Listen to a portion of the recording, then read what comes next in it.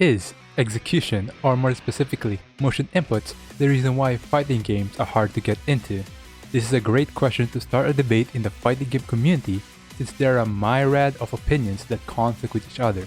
I love fighting games, so this video is a way for me to express my opinions as a casual player. Now, to generalize, there are pretty much two sides of the argument here. One side says that motion inputs should be simplified or to be completely removed. The other side prefers the traditional way of playing and want motion inputs to stay.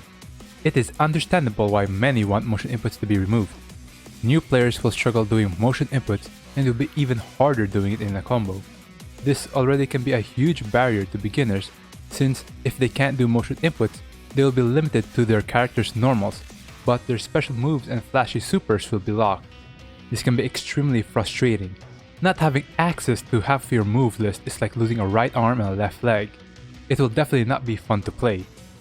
If that is the case, why not developers remove motion inputs? Is a question that you might ask, and I think the answer is simply because there are plenty of people who like motion inputs. There are plenty of times where developers make characters centered around execution, like Akuma from Tekken or Naoto from BlazBlue. Motion inputs has existed since the dawn of fighting games and it is like a charm that only fighting games have. By removing motion inputs, there will be dissatisfaction with the current player base and the developers might alienate a majority of their existing fan base and potentially lose a couple of players. This becomes a lose-lose situation for fighting game developers. If they don't simplify their game, they won't gain new players, but if they did simplify their game, they will lose existing players. This dilemma is causing their brain to explode. But before their cranium is completely shattered, they found a solution. What is the solution? How did the developers counter this problem? Their answer is auto combo and one button specials and a different control scheme. There's a lot, but the point is they made modern fighting games become much more easier to play without completely removing motion inputs. Games like Dragon Ball FighterZ, BlazBlue vs, and BlazBlue Cross Tag have significantly easier controls and mechanics that reduces the pain of doing execution.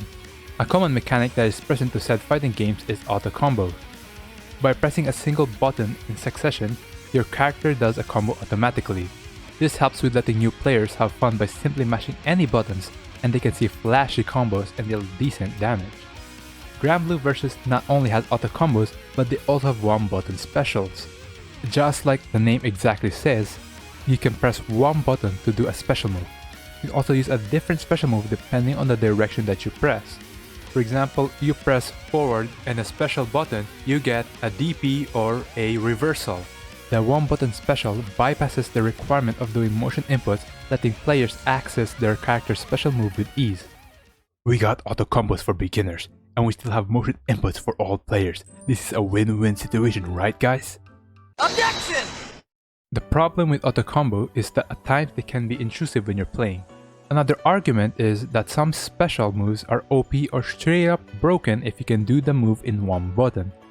So, with this in mind, another solution the developers made is that rather than having auto combos and one button specials integrated in the game, they separated it to having different control types which the players can choose. BlazBlue and Guilty Gear has two control types, which is the technical and stylish controls. The technical controls is the standard and traditional way of playing, having zero auto combos and you can only do special moves with motion inputs. The stylish controls is the complete opposite, where you have your auto combos and one button specials. Street Fighter 6 has the same system, but instead of being called technical and stylish, they just call it classic and modern controls.